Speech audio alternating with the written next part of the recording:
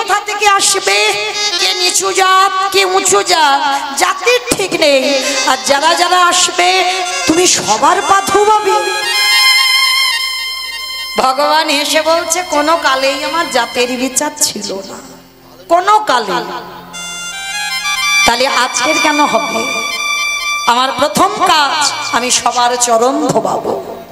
আচ্ছা বাবা, এই জায়গাটাই তো প্রশ্ন, যিনি বিশ্বের স্রষ্টা মালিক, যার একটা ইচ্ছাতে জগতে চলে, যে মনে করলে মরা গাছে ফুল ফোটাতে পারে, শুকনো গাঙে উজান পাওয়াতে পারে, যার ইচ্ছাতে, যার ইচ্ছা করলে একটা সেকেন্ডে পৃথিবীটাকে ধ্বংস হতে পারে, সেই ভগবান আজকের পা ধোয়ার দায়িত্বটা নিচ্ছে কেন? এমনি এমনি নয়।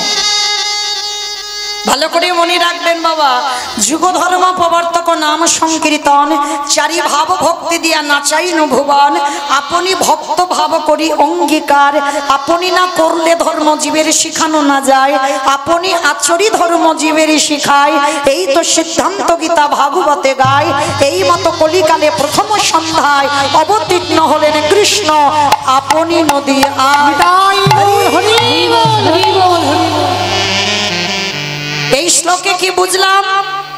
নিজে ভক্ত হয়েছে, ভক্ত ভাব নিয়েছে, নিজে আচরি ধর্ম জীবেরই শিখায়, নিজে না করলে ধর্ম জীবকে শেখানো না যায়। এমনি এমনি ভগবান ধুলা মাখে না। তাহলে মাখছে কেন? কিসের জন্য বাবা? সবার চরণ ধরে বলছে কৃষ্ণ বলো। কেন জানো? নিজে ভক্ত হয়ে এসে জগৎকে শেখাচ্ছে, তোরাও আমাকে দেখে শেখ যে আচরণ কেমন করতে হয়।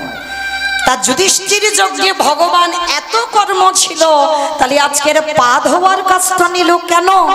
ভগবান নিজে আচরণ করে সমাজকে শেখাচ্ছে। ঠিক ঠিক যদি বাবা রামায়ণ বলো আর মহাভারত বলো হৃদয়ঙ্গ করা যায়, যদি ঠিক ঠিক পাঠ করে, যদি তুমি তোমার ওটা তোমার নিজের মধ্যে যদি তুমি চালনা করতে পারো, তাহলে বাবা তুমিও যুধিষ্ঠির মতো যাবে সশরীরে স্বর্গবাস। এ কলিযুগে বাবা পাওয়া যাবে, সব পাওয়া যাবে, যুধিষ্ঠির পাওয়া যাবে, দুর্যোধন পাওয়া যাবে, শকুনি সব পাওয়া যাবে, তবে হৃদয়ঙ্গ করে অনুভব দিয়ে দেখতে হবে। যেমন যারা যারা রামায়ণ পড়বেন বাবা বুঝতে পারবে, রামায়ণ যারা পড়েছেন বাবা রামচন্দ্রের চরিত্র যদি ঠিক ঠিক বোঝেন, তাহলে বুঝবেন যে দেশের একজন রাজা হলে তার নীতিটা কেমন হওয়া উচিত। রামচন্দ্রের চরিত্র যারা জানবেন, দেখবেন রামচন্দ্রকে দেখে শিখবেন একজন স্বামী হয়ে তার স্ত্রীর প্রতি কর্তব্যটা কেমন করা উচিত, একজন দাদা হয়ে তার ভাইকে কেমন করে ভালোবাসতে হয়, একজন সন্তান হয়ে পিতামাতাকে কেমন করে সম্মান করতে হয়, ওটা যদি রামায়ণ কেউ পড়েন রামচন্দ্রের চরিত্র থেকে খুঁজে পাবে। ঠিক মহাভারতও তেমন বাবা, সবটাই সমাজ গঠনের জন্য, সমাজ শিক্ষার জন্য। তো আজকের ভগবান যুধিষ্ঠির মহারাজের যজ্ঞে পা ধোয়ার কাজটা করেছিল কেন? জগৎকে শেখাচ্ছে, ওরে জগৎ আমাকে দেখে শেখ, এটা মনুষ্য জীবনে কর্তব্য। এগুলো ছিল বাবা, আগেকার দিনে ছিল। আমি দেখতাম আমার ঠাকুমারা, আমার মারা যখন গুরুজনেরা বাড়ি আসতো, সবার আগে মা পা ধোবার ব্যবস্থা করত।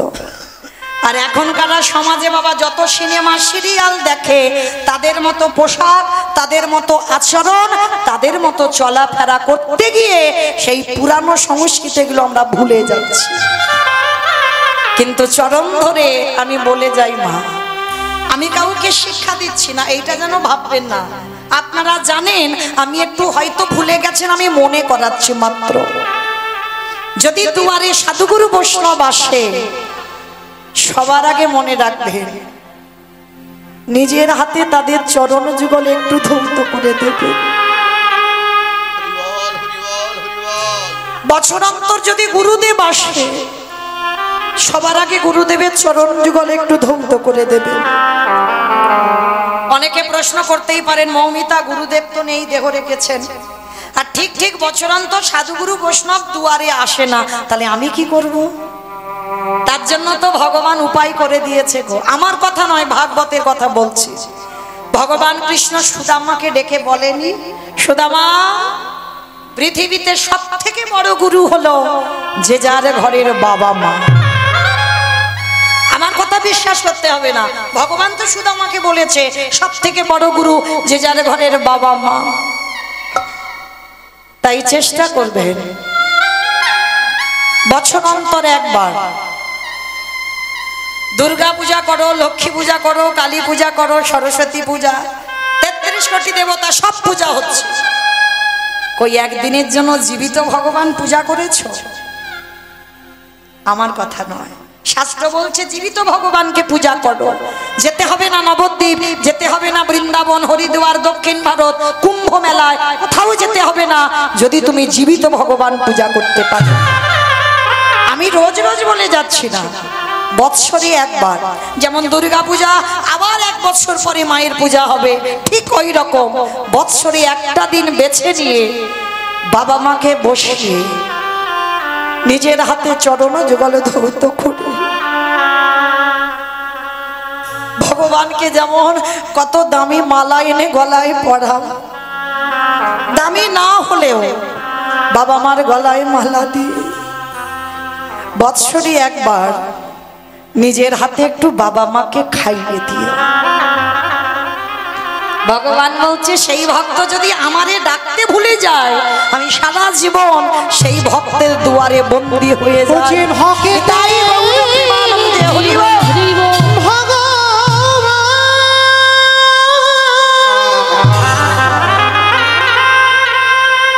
ভক্ত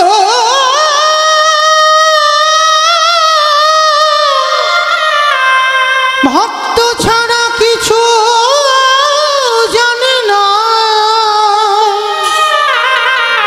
তাই তো যুগে যুগে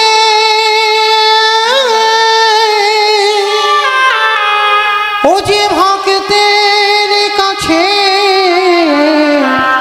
ছুটে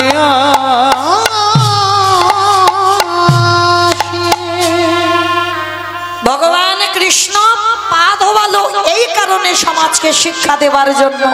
শুধু পা ধোয়ালো নয় বাবা, আরো একটা কাজ করেছিল। কি কাজ জানো? যত যত ভক্তরা প্রসাদ পেয়েছিল, আমার কৃষ্ণ দয়াময় ওই এঁঠো পাতাগুলো তুলে নর্দমায় ফেলেছি। অনেকে বাবা এঁঠো পরিষ্কার করতে গেলে ঘৃণা মনে করে, কিন্তু কৃষ্ণ ভগবান রাজস্বী যজ্ঞে এঁঠো পাতাগুলো পরিষ্কার করছিল।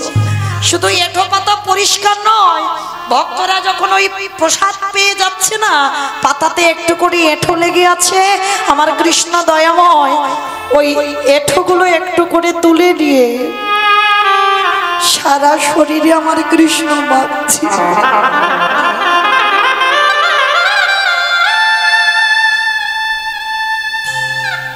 যুধিষ্ঠির মহারাজ আড়াল থেকে বলেছিল, কৃষ্ণ এটা তুমি কি করছো? ভক্তদের পা ধোয়াচ্ছ, এগুলো মেনে নেওয়া যায়। ভক্তদের এঁঠো পাতাগুলো নর্দমায় ফেলছো, মেনে নেওয়া যায়। কিন্তু কৃষ্ণ ভক্তদের এঁঠোগুলো তুমি সারা গায়ে মাখছো।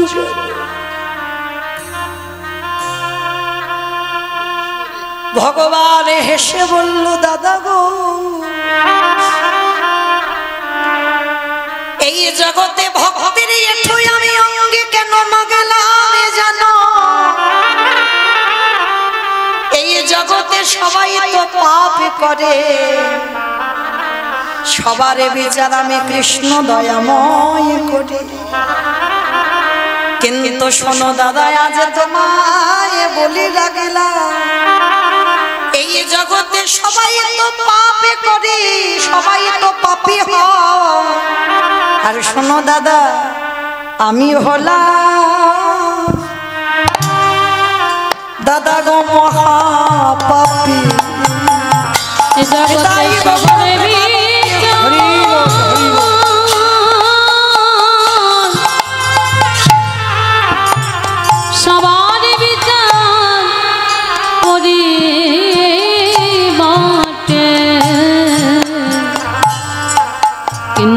আমি হলাম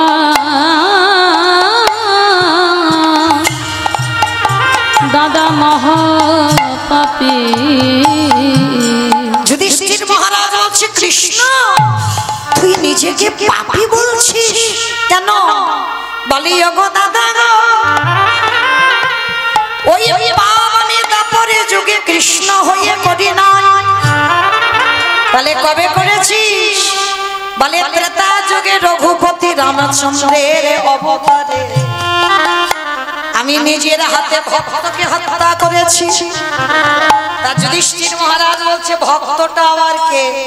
বলে ভক্তটা তো অন্য কেউ নয়, ভক্তটা হলো বিশ্বেশ্বর মুনির ছেলে, যার নাম হলো রাবণ।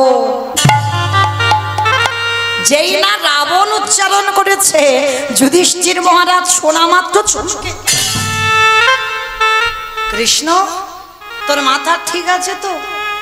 রাবণের মতো দুরাচার, রাবণের মতো পাপিষ্ঠকে মারলে জীবনে পাপ হয়? বলে দাদা হয় হয়। এই জায়গায় তো কলির জীব কিছু বুঝতে পারে না। কে বলে রাবণ খারাপ? সবাই বলে বিভীষণ বড় ভক্ত। বিভীষণের থেকে 1000 গুণে বেশি বড় ভক্ত রাবণ ছিল। এই যে আপনারা গ্রামে মায়ের পূজা করেছেন, এই মায়ের পূজাটা করেছিল কে? রাম। রামচন্দ্রই তো পূজাটা করেছিল। কেন? রাবণ বধের জন্য, অকাল বোধন। হ্যাঁ, রাবণ বধের জন্য অকাল বোধন হয়েছিল।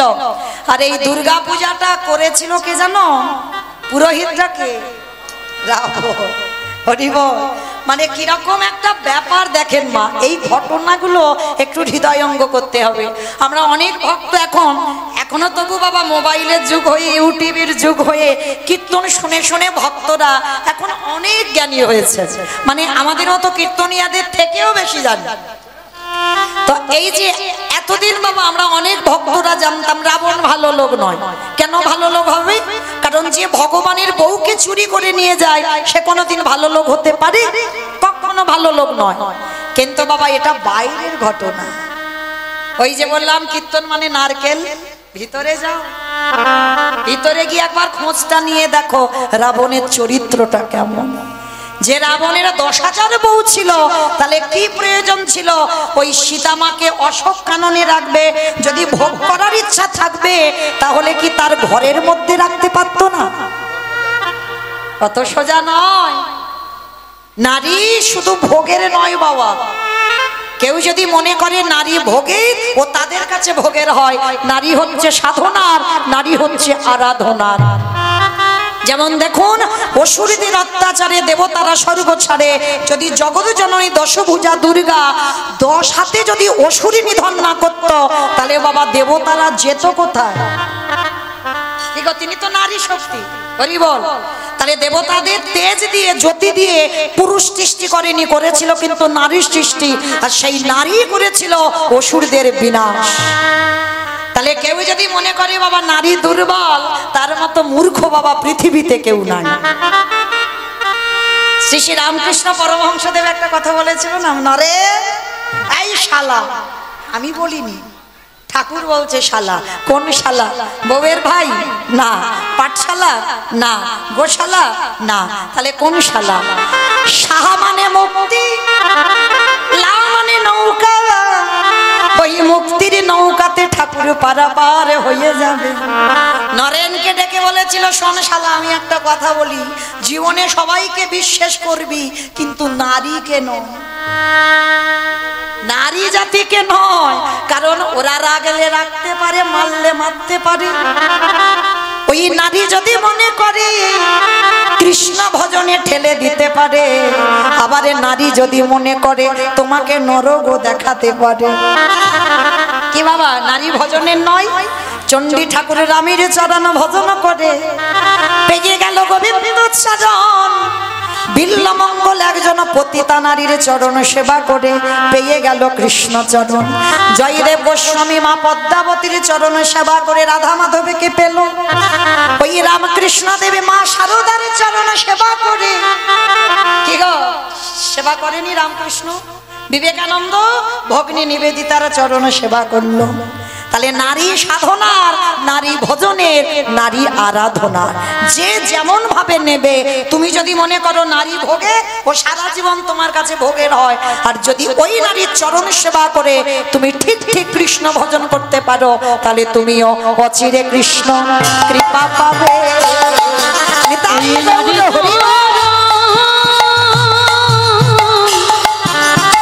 নারী চরণ সেবা করলে অচিরে কৃষ্ণ প্রাপ্তি হবে।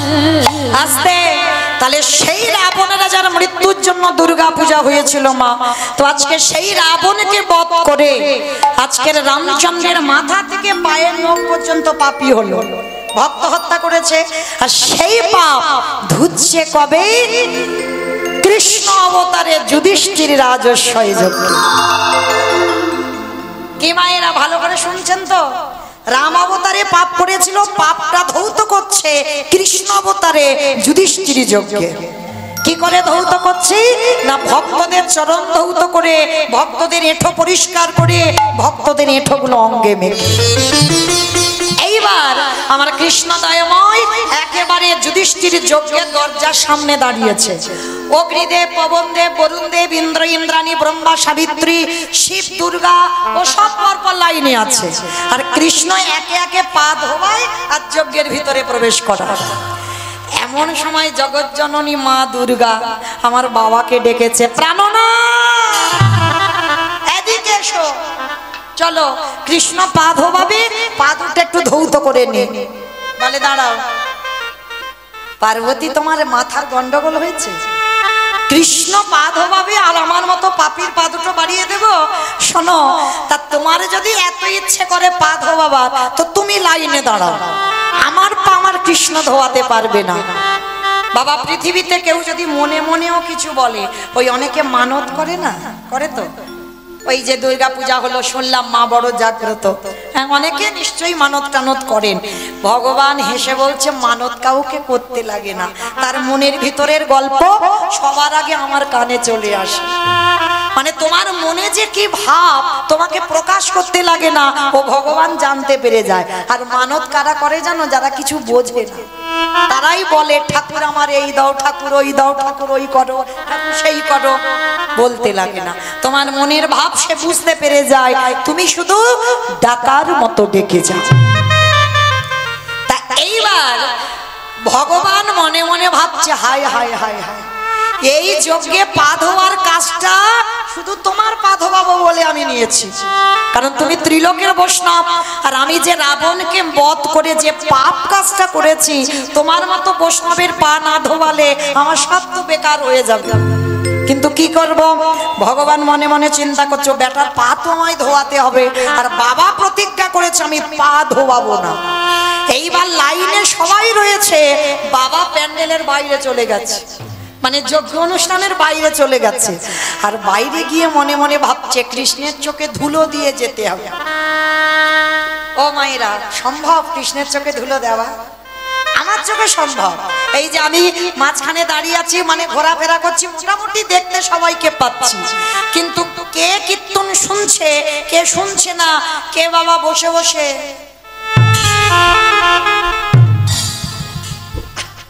আমি কিছু দেখতে পাচ্ছি না। কিন্তু যে ছেলেটা বাঁশিটা ধরে আছে না, ও দেখতে ওইটুকু, কিন্তু ফোল্ডিং ছাতা। সেই যে বলি মহারাজের দেখেছো, একটা পায়ে একেবারে স্বর্গমর্ত পাতাল, হ্যাঁ দুটো পায়ে নিয়ে নিয়েছিল স্বর্গমর্ত পাতাল, আর একটা পা পেটে থেকে বের করে রাখবে কোথায়, শেষে বলির মাথায় দিল। তাহলে দেখতে ওইটুকু বামন, কিন্তু বাবা ফোল্ডিং ছাতা, খুললে বড়। তো আজকে এই ভগবানের চোখ তো চারিদিকে ঘুরে ঘুরে বেড়াচ্ছে, কে কি করে দেখি, কে কীর্তন শুনছে, কে শুনছে না, কে গল্প করছে, কে হেসে যাচ্ছে, কে বসে বসে ঘুমাচ্ছে, কে বাতাস খাচ্ছে, বলে দেখতে হবে। তা এইবার ভগবান হেড হয়ে আছে, কিন্তু বাবা প্যান্ডেলের বাইরে। আর বাইরে গিয়ে মনে মনে ভাবছে, কৃষ্ণের চোখে ধুলো দেব, কিন্তু দেব কি করে? আর ভাবতে ভাবতে বাবা আড়ালে গিয়ে কি করেছে জানো? দুম করে একটা কুকুর হয়ে মনে মনে চিন্তা করছে, বলছে এই সুযোগে কৃষ্ণের পায়ের তলা থেকে গলে ভিতরে চলে যাবে। মানে ভগবান হেড হয়ে পা ধোয়াচ্ছে, পাটা ফাঁকা মতো দেখেছে, আর ওই পায়ের তলা থেকে গলে যাবে কুকুর হয়ে। তা বাবার মনের কথা তো ওদিকে সারা পড়ে গেছে কানে। ভগবান মুচকি মুচকি হেসে বলছে কত বড় মূর্খ, দেখো আমার চোখে ধুলো দেবে, বুঝতে পারলো না আমি কি আর ওকে। বলে বেশ, তোমার জন্য রাস্তা পরিষ্কার করছি, তুমি এসো। এইবার ভগবান ইচ্ছা করে পা দুটোকে আরো একটু ফাঁকা করে দিয়ে পা ধুইয়ে যাচ্ছে। ভগবান কিন্তু তাকাচ্ছে না, ও ব্যাটার তো ইন্দ্রের থেকে বেশি চোখ। সেই যে গৌতম মুনির স্ত্রী অহল্যা সতীত্ব নাশ করেছিল, যার জন্য তো গৌতম মুনি অভিশাপ দিয়েছিল দেবরাজ ইন্দ্রকে, তো সর্ব অঙ্গে হবে ভোগ চিহ্ন। কান্নাকাটি করার পরে আশীর্বাদে হলো সহস্র চোখ, মানে 1000 চোখ ইন্দ্রের শরীরে, কিন্তু তার থেকে তো আমার ভগবানের শরীরে আরো চোখ বেশি। এইবার চারিদিকে ঘুরে ঘুরে বেড়াচ্ছে, আর বাবা পিছন থেকে কুকুর হয়ে আসছে। বলে পায়ের তলা থেকে কৃষ্ণ অন্যমনস্ক হলেই গলে চলে যাব। এইবার ভগবান হেড হয়ে আছে, আর বাবা পিছন থেকে এসে সবে পায়ের ভিতরে মাথাটাকে, আর যেই না মাথাটা দেওয়া, আমার কৃষ্ণ দুটো হাঁটু নিয়ে কুকুরের কানের কাছে। এইবার দেখ কেমন লাগে। এইবার যেই না কানের কাছে চেপে দিয়েছে, কুকুর কি করবে, কেউ কেউ করবে, বারবার বলছে কৃষ্ণ ছেড়ে দে, কৃষ্ণ ছেড়ে দে, কৃষ্ণ ছেড়ে দে। বলে ছাড়বো বলে ধরি নাই। হে বৈষ্ণব গোসাই, ও হে বৈষ্ণব গোসাই, তোমার মতো বৈষ্ণবের দুটো চরণ ধোয়ালে বোধহয় কম হতো, ওই জন্য তুমি কৃপা করে আমার জন্য আরো এক্সট্রা দুটো জুড়েছ। আমার বুঝতে পেরেছ? কুকুর এই শিব ঠাকুরের কটা পা? দুটো পা। আর কুকুরের 4টে পা। 5টা পা হবে কেন? তোমাদের ওদিকে আছে? তাহলে কুকুরের 4টে পা, শিব ঠাকুরের 2টো পা। ভগবান বলছে হে বৈষ্ণব, তোমার মতো বৈষ্ণবের 2টো পা ধোয়ালে বোধহয় কম হতো, ওই জন্য তো আমার জন্য আরো এক্সট্রা 2টো জুড়েছ। এবারে দাও দাও ছাড়ো, তুমি বাড়াই দাও। বলে বৈষ্ণব গোসাই, দাও দাও চরণ বাড়াই দাও। বলি আরে ছাড়ো, ছাড়িব না। বলে দাও দাও চরণ বাড়াই দাও। বলি এই ছাড়ো, হৃদে ধরিলা। বলে দাও দাও চরণ বাড়াই দাও। ছাড়ো ছাড়া করো হে হৃদয়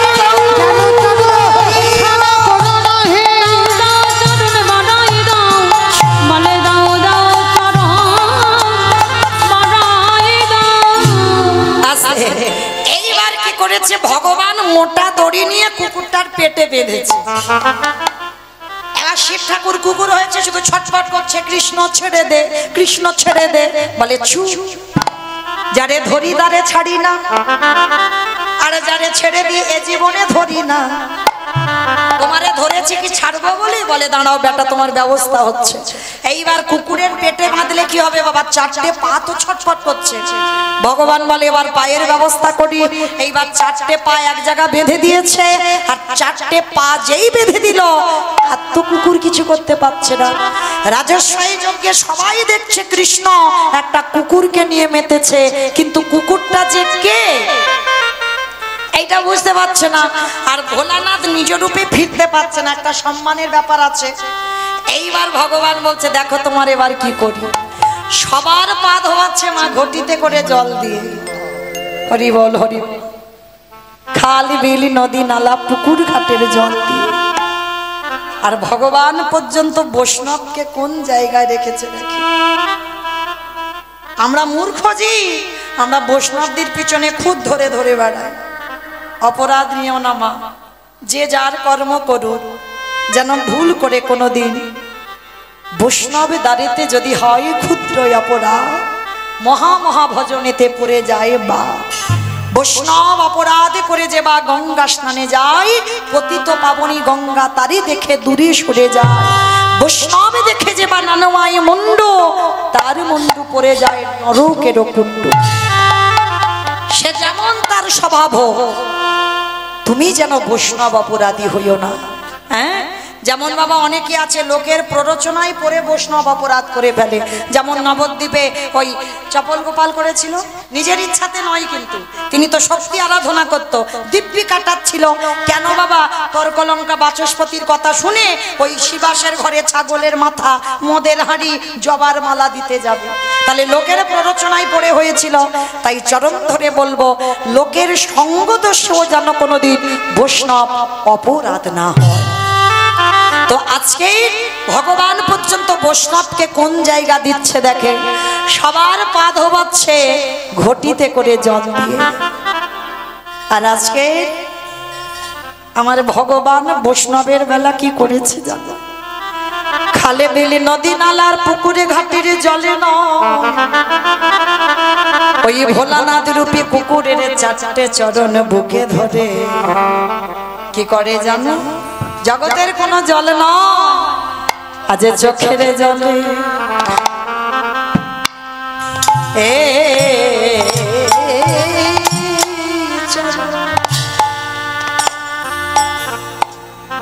চরণ ধোবা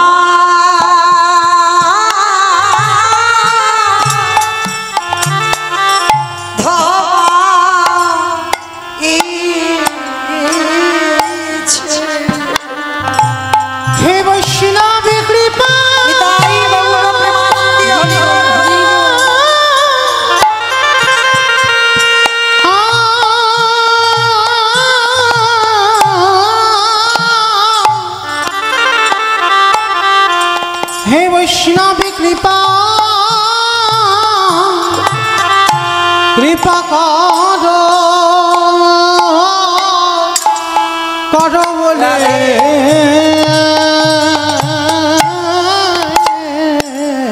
আজ চোখের জলে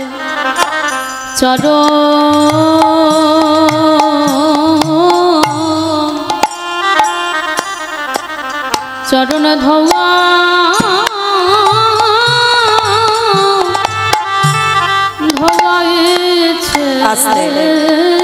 যখনই কৃষ্ণের চোখের জল কুকুর রূপী ভোলানাথের চরণে পড়ল, সেই সময় ভোলানাথ রাজস্বয় যজ্ঞে প্রতিজ্ঞা করল, ওরে কৃষ্ণ রে, এই যে এই জন্মে তোর চোখের জল আমার চরণে পড়ল, আগত কলি যুগে যেদিন ওই দুই নদী আর মাটিতে গৌর হয়ে যাবে, আমি আর শিব নয়, আমি হব অদ্বৈত আচার্য গোসাই। যেদিন শান্তিপুরীর মাটিতে নাভা দেবীর গর্ভে জন্ম নেব, তুই ওই নদী আর মাটিতে নিমাই হয়ে আসবি।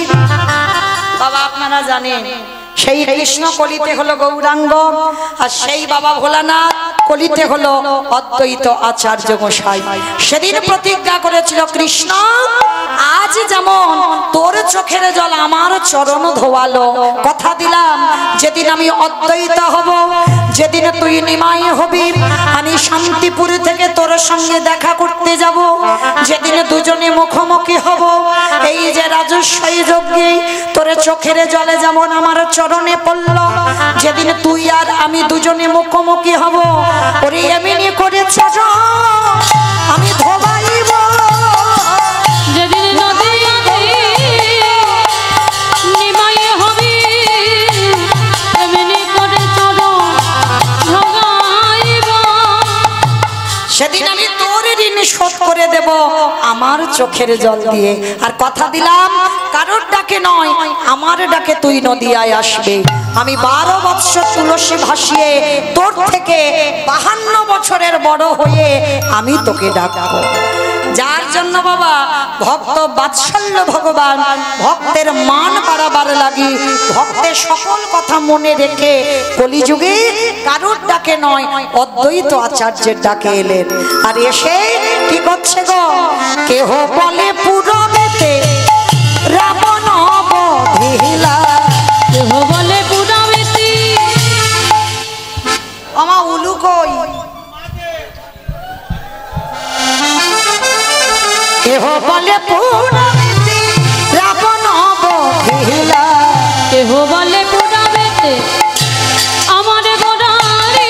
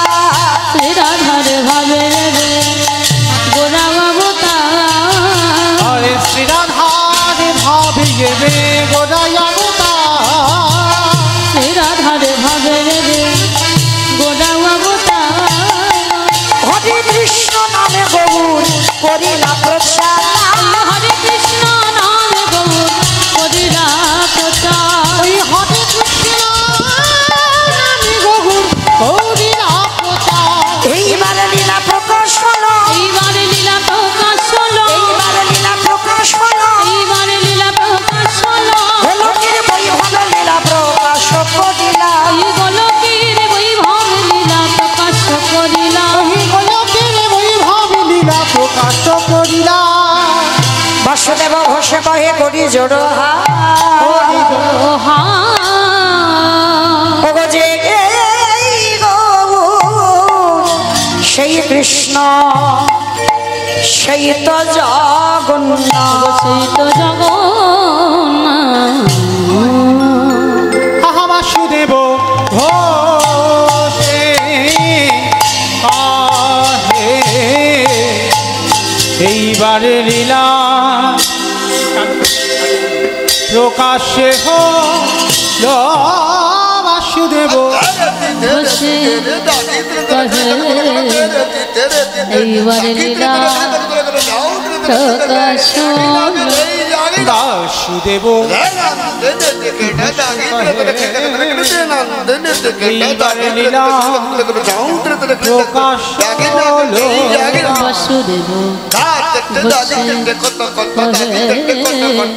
এইবারে লীলা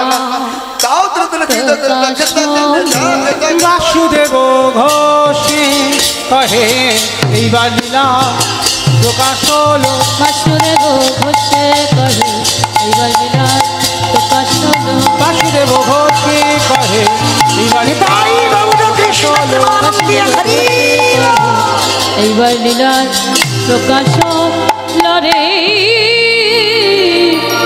বাসুদেব ঘোষে কহে জানি তাই চলুন এবার আমরা সবাই মালা চন্দন পৌঁছে যাব মধুময় সুধাম বৃন্দাবন ধাম। তো আজকে আমরা সবাই যখন নবদ্বীপে ছিলাম একবার দেখি সবাই মিলে বলেন তো গৌর সুন্দর কি নবদ্বীপে ধাম কি ধ্বনিটা হলো কি এটাও জয় মানে ভক্ত বিভোর হয়ে গেছে দেখেছে আমি বললাম ধ্বনিটা হলো কি বলে এটা নাকি জয় এইরকম হলেই তবে কৃপা হয় খেয়াল নেই জয় দিতে বলছে দিয়ে যাচ্ছে হ্যাঁ কারণ ভগবত প্রাপ্তি পেতে গেলে বাবা সরলতা লাগে সবার আগে সরলতাই কৃপা হয় কোনো ওই জিলিপির মতো যত হৃদয়ে পেঁয়াজ জড়তা থাকবে কৃপা হবে না তো চলেন একবার সবাই মিলে ধ্বনিটা ঠিক ঠিক হলো না এত জোরে ধ্বনি দাও কত দূরে যাবে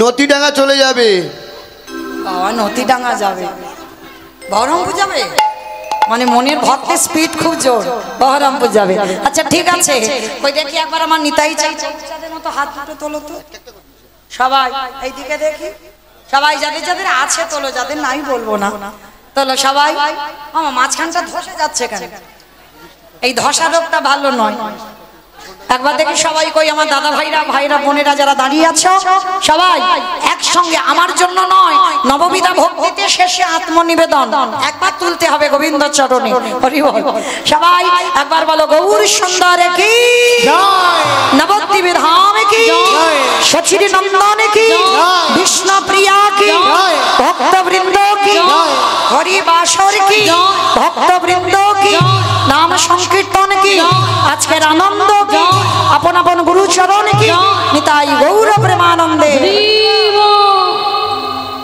চলো আজকের এবার আমরা সবাই যাব মধুমাস ধাম বৃন্দাবন ধাম শ্রীকৃষ্ণে যাতে খেলা সর্বোত্তম নরলীলা নর গোপু তাহার স্বরূপ গোপবেশ বিনুক নবনিত্য কৈশোর নটবা নরলীলা তাহারি অনুরাগ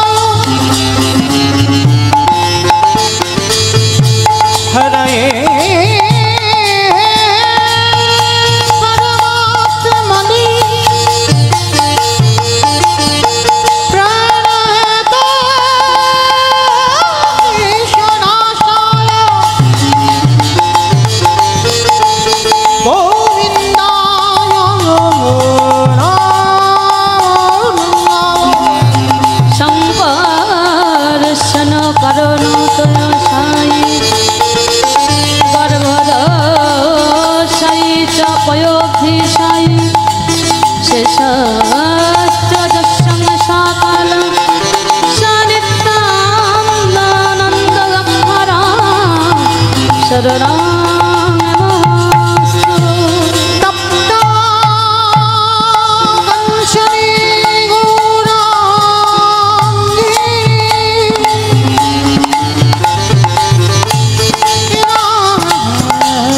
राधे वृंदावनेश्वरी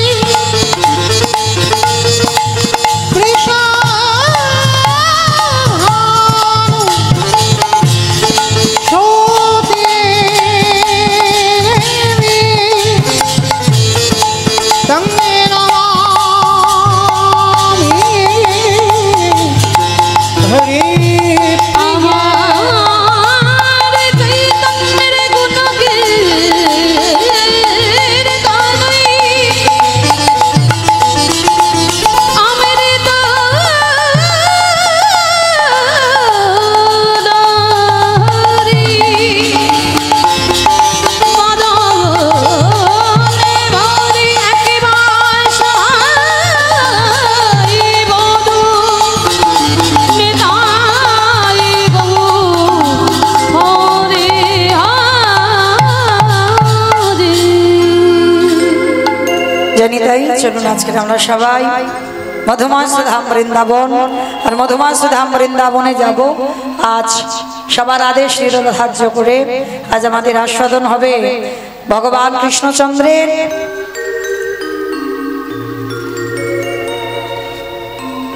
কৃষ্ণচন্দ্রের একজন বন্ধু ছিল বাবা, সবার আমাদের জানা কৃষ্ণ সখা সুদামা। এই সুদামার চরিত্র আমরা সবাই জানি। তবে ভগবানের শুধু তো সুদামা বন্ধু ছিল না, ভগবানের 24 জন বন্ধু, 12 জন প্রধান, 12 জন উপপ্রধান। তাদের মধ্যে আজকের আমরা একটা বন্ধুর নিয়ে আলোচনা করব, যে বন্ধুর নাম হলো মধুমঙ্গল। আপনারা শুনেছেন কৃষ্ণ সখা সুদামা, কিন্তু এখন আমাদের আলোচ্য বিষয় হবে কৃষ্ণ সখা মধুমঙ্গল। আজকে আমরা মধুমঙ্গলের চরিত্র শ্রবণ করব, তার প্রেম কেমন ছিল, তার ভালোবাসা কেমন ছিল কৃষ্ণের প্রতি, আমাদের সেই লীলা আজকের আস্বাদন হবে। তো চলেন যেতে গিয়ে আমরা একটা ভজন শুনতে শুনতে যাই। কিমা একটা ভজন হবে তো? চলো একটা ভজন হোক, একটা ভজন গাইতে গাইতে যাই। তবে আমি আর আমার সম্প্রদায় নয়, সবাই যাব তো? তাহলে সবাই যখন যাব একটু উলুধ্বনি দাও।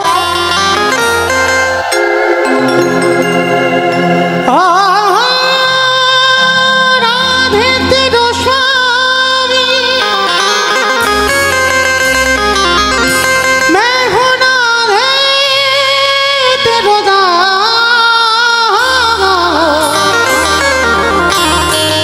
जन्म जन्म वहे दीजियो श्री वृंदावन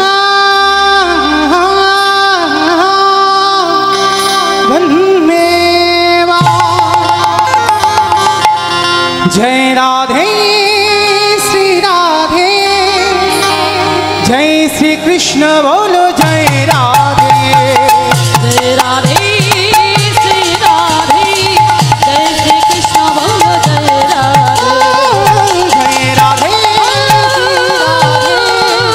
जय श्री कृष्ण बोलो जय राधे। जय राधे श्री राधे, जय श्री कृष्ण बोलो जय राधे।